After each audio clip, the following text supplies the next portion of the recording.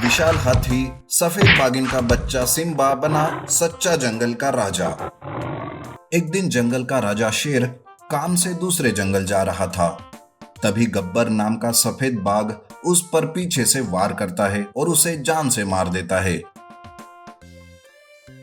उसे मारने के बाद गब्बर शेरनी को भी मारने आता है।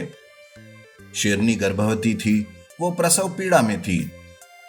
बाघिन यानी गब्बर की बीवी भी उसकी इसमें मदद कर रही थी। कुछ ही देर में शेरनी एक प्यारे से बच्चे को जन्म देती है। तभी वहां गब्बर आता है।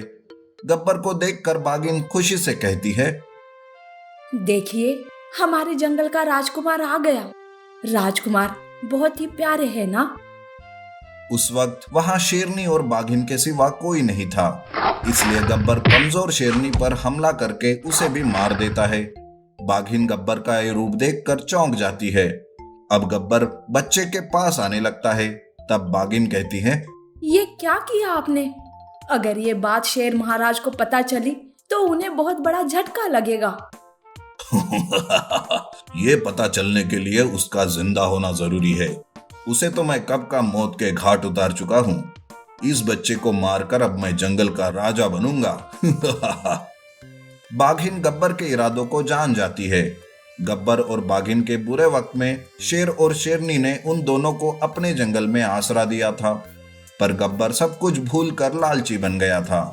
बाघिन मासूम बच्चे को मरते हुए कैसे देखती, इसलिए वो गब्बर के सामने उसके जान की भीख मांगती है।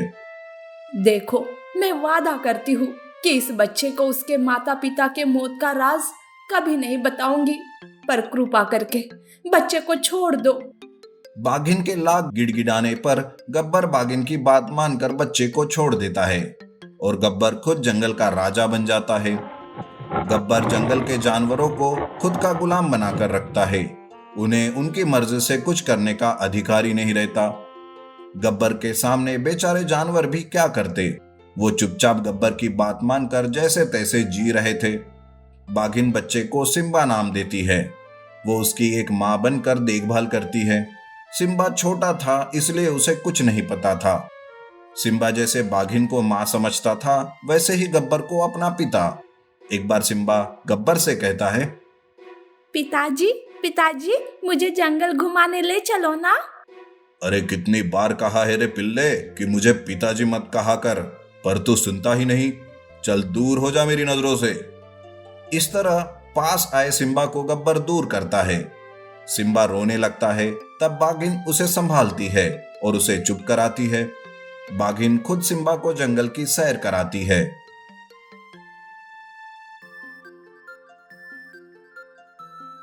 एक दिन ऐसे ही सिम्बा अकेला जंगल में घूम रहा था। तभी उसके सामने एक हिरन आती है। बेटा सिम्बा, मैं तुम्हें कब से ढूंढ रही हूँ। गब्बर तुम्हारा पिता नहीं, बल्कि वो तो तुम्हारे पिता का हथियारा है। बेटा भाग जाओ यहाँ से, नहीं तो वो तुम्हें भी जान से मार देगा। ये क्या बहकी बहकी बात कर रही हो तुम झूठ बोल रही हो।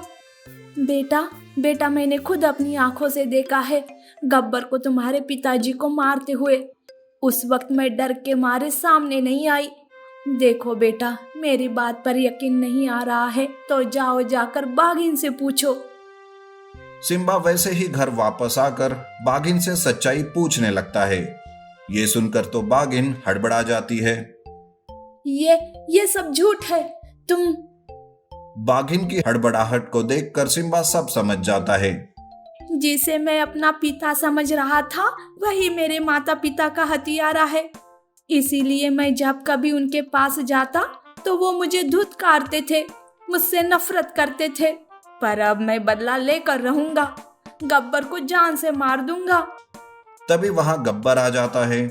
उनकी सारी बातें गब्बर सुन लेता है। तब वो गुस्से से कहता है, देख बाघिन, जिसे तू बेटा बेटा कहकर प्यार करती थी, आज वही तुम्हारे पति को मारने की बात कर रहा है। वैसे भी ऐसा बेटा मुझे चाहिए ही नहीं। गब्बर गुस्से से सिम्बा पर हमला करता है। सिम्बा गब्बर की वार से नीचे गिर जाता है। बाघिन गब्बर को रोकने की कोशिश करती है, पर गब्बर उसे घायल कर देता है। सिम्बा वहां से भागने लगता है। वो भागते भागते दूसरे जंगल की ओर चला जाता है। वो तेजी से भागते ही रहता है कि अचानक एक हाथी से वो टकरा जाता है। हाथी के पूछने पर सिम्बा हाथी को सारी सच्चाई बता देता है। काश मैं बड़ा होता तो उस गब्बर को जान से मार देता, पर मैं अभी छोटा और कमजोर हूँ। पता नहीं मैं कैसे खुद को बचाऊं। हाथी कुछ कह पाता कि तभी वहां गब्बर आता है। गब्बर सिम्बा पर जोर जोर से हंसने लगता है।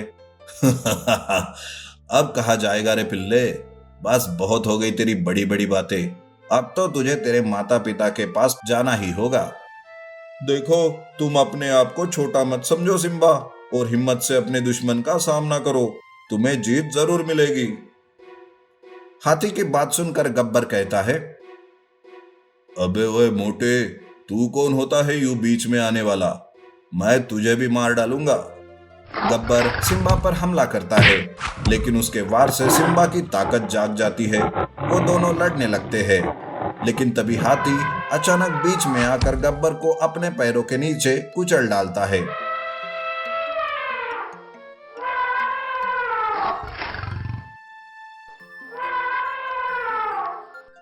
आपका बहुत बहुत धन्यवाद। आपकी वजह से मैं अपने माता पिता की मौत का बदला ले सका। मैं आपका ये उपकार कभी नहीं भूलूंगा। इस तरह सिम्बा वापस जंगल जाता है।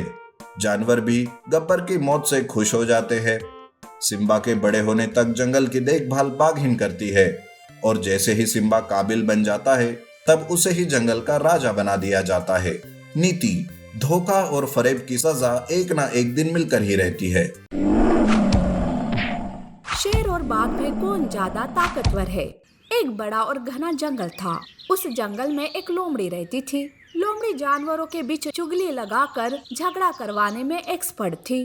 एक दिन लोमड़ी यूं ही जंगल में घूम रही थी, तब उसकी मुलाकात बंदर से होती है। वो बंदर से कुछ कहती, इससे पहले ही बंदर कहता है, देख लोमड़ी, अब तू मुझे किसी की चुगली करके मेरा वक्त खराब मत कर। मैं तेरी बातों में नहीं आने वाला। अरे वाह बंदर, तू तो मुझसे डर गया। और मैं क्या तुम्हें चुगलखोर दिख रही हूँ? मैं तो वही कहती हूँ जो मुझे अच्छा लगता है। तुम ही आपस में झगड़ते हो, इसमें मेरी क्या गलती? लोमड़ी वहाँ से जाने लगती है। थोड़ी ही दूरी पर उसे बाघ दिखाई देता है। तब लोमड़ी सोचती है, अरे वाह, चलो आज बाघ को ही भड़का कर देखती हूँ। हो सकता है बाघ की वजह से मेरा मंत्री बनने का सपना पूरा हो जाए। लोमड़ी ऐसा सोचकर बाघ के पास जाती है और कहती है, बाघ महाराज, मेरी मदद करो, मैं मुसीबत में हूँ।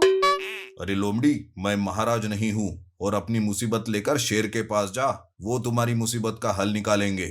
अरे मैं भी ना, मैं तो आप ही को ही जंगल का राजा समझती हूँ। इस पूरे जंगल में आप ही ताकतवर और समझदार हो।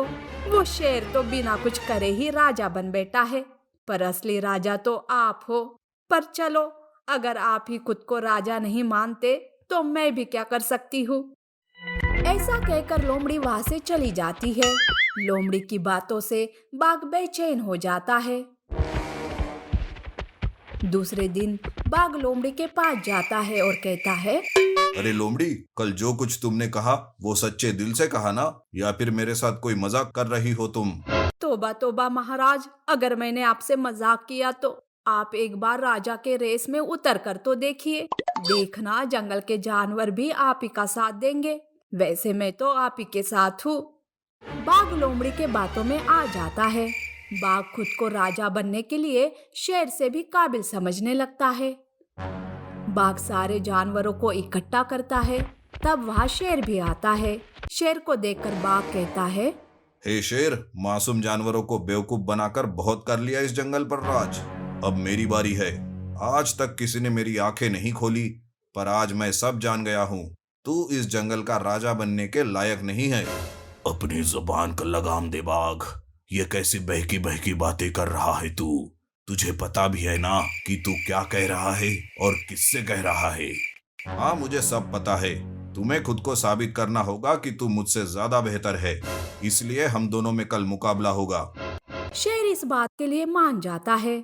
जानवर ये सारी बातें सुनकर तो चकित ही हो जाते हैं। बंदर तो समझ जाता है कि ये आग तो लोमड़ी ने भड़काई है। बंदर लोमड़ी के पास जाता है और वो उसे ये सब रोकने के लिए कहता है। तब लोमड़ी कहती है, अरे अब तो कल के रेस में देखते हैं कि कौन जीतता है। बाघ जीत गया तो मैं मंत्री बन जाऊंगी, और अगर शेर जीत गया तो भी मुझे कोई फर्क नहीं पड़ने वाला। बाघ कुछ दिन उदास रहेगा और बाद में सब ठीक हो जाएगा। दूसरे दिन बाघ और शेर के बीच में लड़ाई शुरू हो जाती है। दोनों भी बराबर की टक्कर देते हैं, पर उस दिन लड़ाई में बाघ हार जाता है।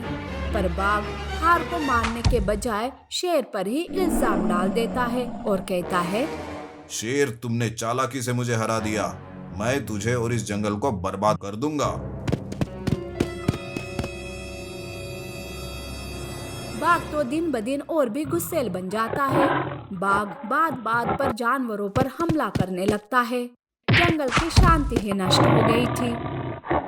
तब एक दिन बंदर लोमड़ी के पास जाता है और कहता है, लोमड़ी, देखो तुम्हारी छोटी सी चिंगारी ने जंगल का क्या हाल कर दिया। अब तो सबके सामने आकर सारी सच्चाई बयान कर दो। रोक लो जंगल को बर्बाद होने से। हाँ बंदर, मैंने भी कभी नहीं सोचा था कि ये सब हो जाएगा।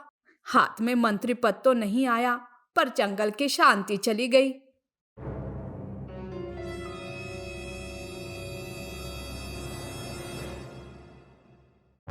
तब दोनों भी शेर को लेकर बाघ के पास आते हैं।